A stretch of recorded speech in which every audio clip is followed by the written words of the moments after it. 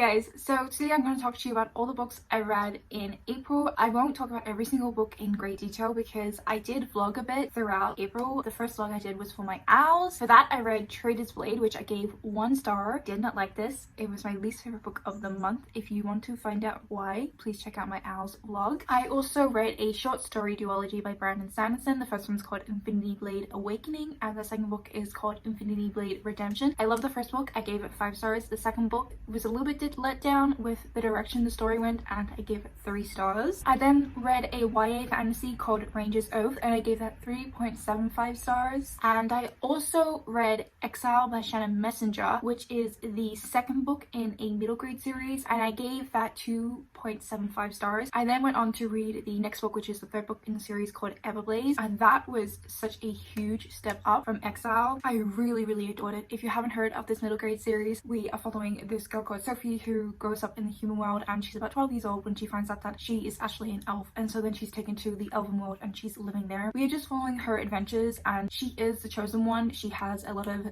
special abilities. I don't want to say too much because Everblaze is the third book in the series and I can't remember how much you find out about Sophie in the first book. I really enjoyed this. I really like the characters' relationships in this. That's what really kind of makes the story. I really like the direction the plot went in this. I was guessing things and I was completely off. It's always fun when the unexpected happens. So it's to do with elves and the elven world. There's a lot of magic. Sophie's the chosen one. She has a lot of abilities. I think my one kind of complaint with the series is I feel like a lot of the issues up until now have been solved by just like giving Sophie another ability, and it's kind of like, really, we can't like come up with another solution. I mean, it is a middle grade story. I gave it 4.5 stars, and yeah, I'm so glad because the first book I thought was okay. The second book I read in my owls vlog and I did not like it. If you want to know why, watch the vlog. The other vlog I did was my Peter Pan retellings vlog. If you don't know, I've started a new series on my channel where I read an original fairy tale or story and then I read a bunch of retellings in that fairy tale and I vlog my experience and I tell you which retellings I personally like. In that vlog I read for the first time Peter Pan, which I didn't love. I gave 2 stars.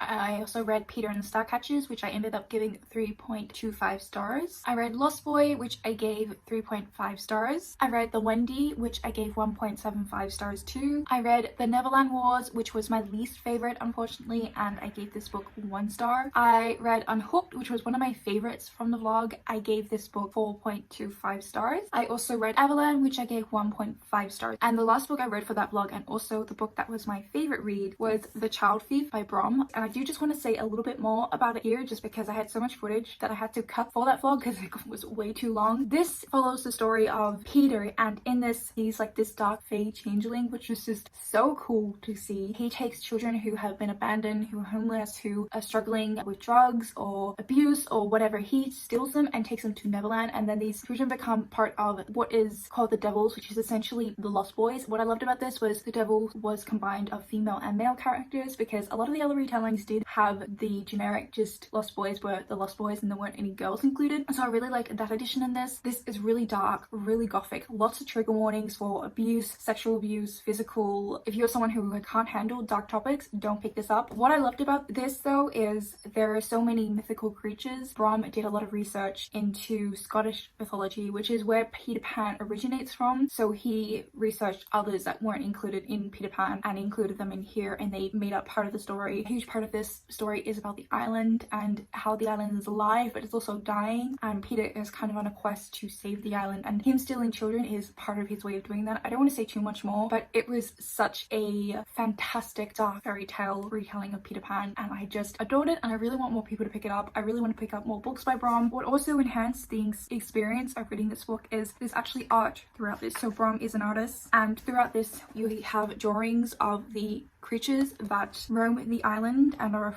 threat to the devil, and the creatures were just so interesting. They were definitely what made the story. I didn't give it a full 5 stars. It was very close. It's either like a 4.5 or a 4.75 just because the first 60 pages or so there was so much over sexualizing of women. Every single female we came across was sexualized in some way, and it just really rubbed me the wrong way. That didn't really happen as much throughout the book. It definitely happened again, but it was never as intense or frequent. If you pick this up and you're starting this and you're like, what the hell, why are all these women being so overly sexualized, know that it does stop after part 1. Yeah, that's what I wanted to say on this. If you were interested in retellings, please check out that video because I'm so proud of it, and I spent like over 20 hours editing that video, and it's the best video I've done, so it would mean a lot to me if you checked it out. I then picked up The Guest List by Lucy Foley. I picked this up on the recommendation of my friend Meg. She has not stopped talking about this book since she's read it. I feel like she's gone to most of BookTube by now to read it. This book is a murder mystery in the style and sense of Agatha Christie, and the murder takes place at a wedding on a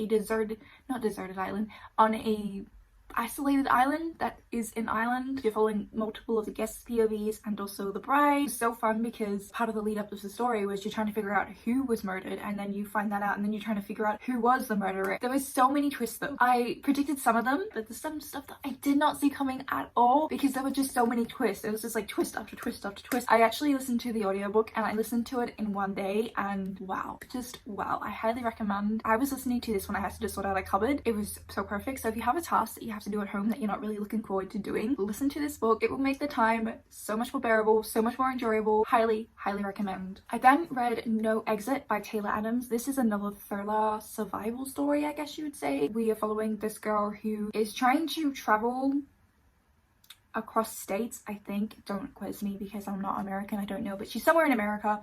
There's this snowstorm, so when she's traveling she has to stop at this rest stop. When she goes into this rest stop, she comes across a van, and in the back of a van in a cage is a little girl. This story is about her trying to save this little girl while also trying to survive, and then we also have threat of the blizzard and all these people in the confined place. That whole premise was so intriguing to me. The confined place, the threat of a natural force, the blizzard, and the survival aspect, because there's two survival aspects. We have the blizzard, and then we also have this girl trying to save this little girl, and also being stuck in this rest stop where there are only so many people, and one of these people is the kidnapper. We found out who the kidnapper was very early on, and I just didn't care. I think I wanted this to be more like The Guest List because I did read this after The Guest List, and what was so fun about The Guest List for me was the guessing game of it all and trying to predict who was the murderer, whereas with this we were told the kidnapper very early on. The book also introduced other POVs partway through the story, and that just threw things off for me. Like, I liked being in the main character's head, and then all of a sudden we were in another character's head. The last thing I'll say is I felt like the little girl didn't act like the way a little girl would act in that situation. I gave it 2.5 stars. I then went on to read another thriller. I was on such a thriller kick, and I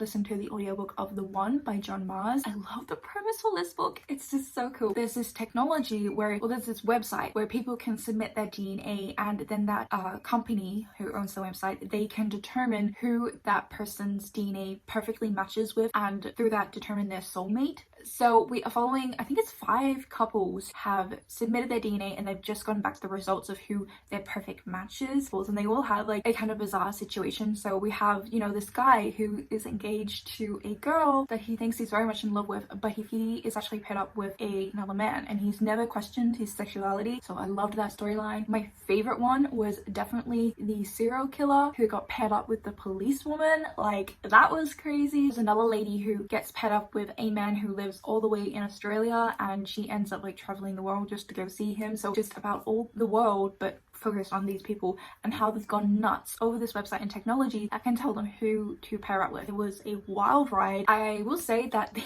Aussie accents were horrendous. I was so intrigued by pretty much all the storylines, and I felt like even if I was more intrigued in one storyline over the others, the chapters weren't long, so it didn't feel like you were stuck in somebody else's story, like a storyline that you weren't interested in for very long anyway. Although I will say the ending was slightly anticlimactic. There was such a huge build up. I was expecting something a little bit more epic to happen. I want to read more by John Mars. Wow.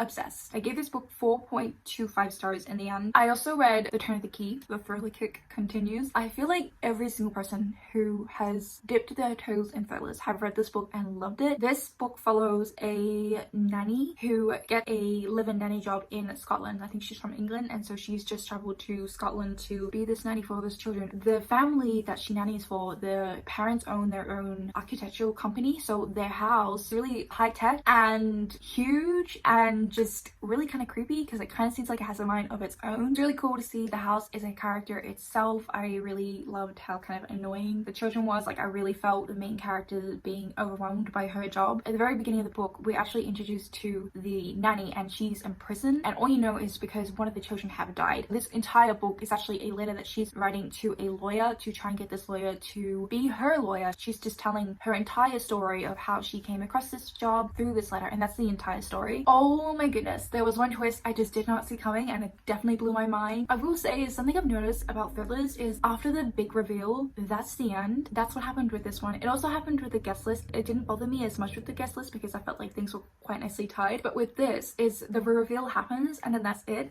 and I wanted to know more. Like I wanted to know, oh my god, okay, so what's going to happen now? We didn't get that. That was kind of it, so I gave it 4.5. But I know that's kind of like a thing with thrillers. My personal preference would have been to have a little bit more. Just I'm so curious, I want to know what was next. So yeah, I will say as well that the book sat on about a 3.5 to 4 stars for most of the story, but it was until the twist happened that it really bumped up the rating to a 4.5. I also read Pines, which is by Blake Crouch and is the first book in the Wayward Pines series. This is kind of a thriller too, but it's more of like a science fiction thriller. We are following this guy who wakes up in this town known as Wayward Pines and he has no memory, no idea how he got there. Everyone in the town is kind of creepy. He doesn't know what's going on. No one really seems willing to help him. I really like the atmosphere of it. Like I like the town. I like the sketchiness of all the other townspeople. But I will say that I was kind of bored for majority of this until like reveals started to happen, and that was when I really got interested and invested in the story. I wasn't really strongly connected to the character. He's a pretty shitty person as well. Then he kind of grew on me a bit, and then when the reveal happened, I really enjoyed the story. And yeah, I'm definitely planning on continuing on with the next 2 books in the series, and I gave this 3.75 stars in the end. I then listened to the audiobook of Wicked As You Wish by Rin Shepeko. In this, it's kind of like a world where all the fairy tale characters exist, but they all exist on this island. But what has happened is there's a war. The Snow Queen took over and froze most of like the fairy tale island, and all the fairy tale civilians have now migrated and are refugees elsewhere, and we are following a bunch of them that are living in Arizona. I think the main girl's name is Tala, and her family have this job of kind of like protecting the royals, and also their magical ability is like they're resistant to magic. And then we're also following the prince, who is the next heir in the throne, so to the fairy tale island, and his name is Alex, and he has this curse where if he kisses anyone they turn into a frog. Yeah, I loved Alex. Alex was one of my favorite characters. I think Rin Shepeko just does such a fantastic job with characters. Like, oh my goodness. We start off and they're at like school in Arizona and they're trying to live a normal life, I guess, but then they end up going on a quest and journey back to their kingdom. It's sort of about getting their kingdom back, and it's very like road trippy with a whole gang of friends, young people. It's a lot of fun. It can kind of take a little bit of time to get your head around and to get invested into the story, but I think it's really worth it. I loved the politics in this. I loved that Tala is also Filipino. I think she's half Filipino and half, I think her dad was Scottish, and there was so much inclusion of Filipino culture, and also Rin Shepeko is Filipino herself, so this is own voices. The story is really quirky, and I just loved the complexity of the relationships of the characters, particularly like Talia and her father. She finds out something about her father that isn't quite nice and makes her see him in a completely different light. It was really interesting to see how that affected their father-daughter dynamic and see that play out. I ended up giving it 4.25 stars. I'm so excited to see where the rest of the story goes. I then read The Midnight Lie. I didn't know it was a female-female romance. This book is actually the sequel series to the Winners trilogy. Really enjoyed that trilogy. I read it a while ago. You don't have to have read that trilogy to read this. They're completely different characters, but it's very different. I think the biggest issue with people will have with this book is it's not really a plot. It's a very character-focused story, which I really enjoyed in the end. The lack of plot definitely left me having mixed feelings about it, and then towards the end we start getting into more magic, which really wasn't present at the start of the story, but second half of the story we start looking at magic, and we start also looking at like gods and goddesses and their influence in the world, but also their control and also because their magic a bit as well. So it was like confusing at times. I don't know if that's because I listened to the audiobook and didn't physically read it, but I have spoken to some friends who read this at around the same time as me, and they did say that it took them a little while to get into. I know a couple people DNF'd this as well because it was too much work to get into, but I can't really pinpoint what it was that made it so tricky. But for the most part, there's very little plot and very little world building. I don't know how to talk about this book because it was so different. If you want a quick easy read, I wouldn't really recommend this, but if you're looking for a female-female romance where it has a focus on relationships, I really recommend this book. I then read The Grace Year. Now this is a dystopian book that is set in this patriarchal society where women, they have to spend this year away from home known as the Grace Year. This book has been often compared to Lord of the Flies meets, is it the Hunger Games? I can't remember the comparison. It might be that. These girls don't know what they're in for when they go away, but it's something that all their mothers and sisters have gone through, but all the women are hushed about it in the village. And so we're following this girl who is about to go away for her grace year, and then we follow that grace year. The pacing of this book was so weird. We had a lot of time in the beginning at the village and kind of explained the dynamics of how the village worked and the social status and treatment of the women, which I really enjoyed. And then we had the entire year of the grace year. The biggest thing with this was there's a romance that didn't need to be there. It didn't need to exist. And then also the ending, I didn't think was necessary. Actually, no, let me take that back. I think the romance could have been in there, and it could have been like they didn't love each other, because I just don't think it was that believable. They could have cared deeply for one another but not loved one another. But then I think what happened at the end shouldn't have happened. I did really love the atmosphere of this book. It's really mysterious and dark, and you don't really know what's going on. Even though I kind of had mixed feelings on this book, it did evoke so much anger in me. I think it's always really powerful when a book can pull such a strong emotional reaction out of you. I found this to be such a page turner, and I also thought the main character had a really strong voice that I really enjoyed listening and following. In the end, I decided to give this like a 3.5 stars. I also completed a Wizard of Earthsea in April. Now this is a bind up of the 4 books in the series, so I only completed the first book, but there is a read along happening for this that Ashley from Frolic Through Fiction is currently hosting, and the live show was in April. So if you've read this and you're interested in the live show, I'll leave it linked down below and up above. Also, if you're interested in reading these, there's still time to join, because the next live show isn't going to be until July. This story follows a boy who is a wizard, and I went into this thinking that it was going to be about him going off to wizarding school. It's not really about that. He's at wizarding school, but you never really learn about like wizarding school really. He's a wizard, and he's a very powerful one. When he's a young boy, he brings a creature to the world that he's not supposed to. The book's more about him trying to remove that creature, trying to fix that mistake, which in the moral of the story I really liked. But the problem with this book was there were parts of it that I was so interested and intrigued about, but those parts weren't the focus of the story, and they were very much skimmed over. And then there were parts of the story that I wasn't interested about that was a huge focus. Like there was so much description on like the look of the world in this, and not so much attention to other details, which I would have preferred. I still did really enjoy this though, and I did really like the writing. I just kind of wanted the direction of the writing to focus on other things. I also think we didn't really get to know many of the characters very well. Like we got to know the main character Jed pretty well, but then everyone else pretty interchangeable to me personally. This is a classic fantasy. If you do not know, it was written I think in the 60s. But yeah, I don't have a whole lot of strong thoughts and opinions, but I did agree with everything that was said and discussed in the live show. So if you want to hear more about this, I highly recommend checking that out. I also started a new adult fantasy series in April. The first book is called Malice by John Gwynne. I loved this. I ended up giving it about 4.5 stars. This book is set place in a world where there was once giants. These giants kind of had magic or like, and also access to other magical and like beings and beasts. But present day in this world, there are no giants and everything's kind of like a medieval normal. But what's happening in this story is the giants are starting to come back and magic is starting to come back, and there is upcoming war. The little boy in this that we follow, Corbin,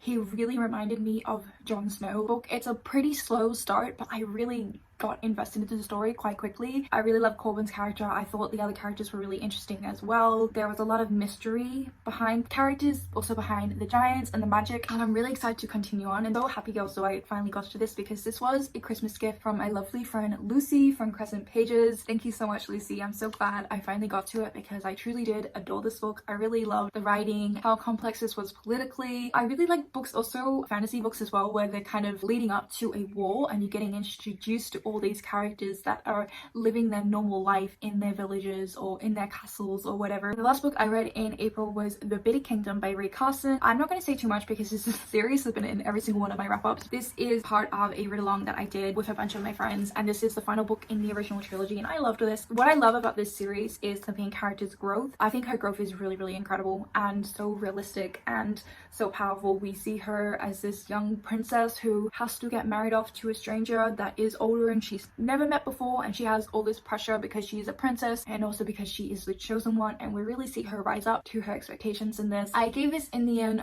4.5 stars. If you would like to hear in detailed thoughts and spoilery thoughts, I'll have the live show linked, so please check that out. Oh my goodness, I am done. That took forever. Thank you if you made it to the end for sticking around. I really appreciate it when people do that. Like, you're the MVP. Yeah, those are all the books I read in April. It actually ended up being 25 books. I didn't realize how many books I read. Please let me know if you were going to pick any of these up, or if you have picked any of these up already. What are your thoughts? Are they different to mine or the same? And I hope that you're enjoying whatever you are currently reading, and I'll see you next time. Bye!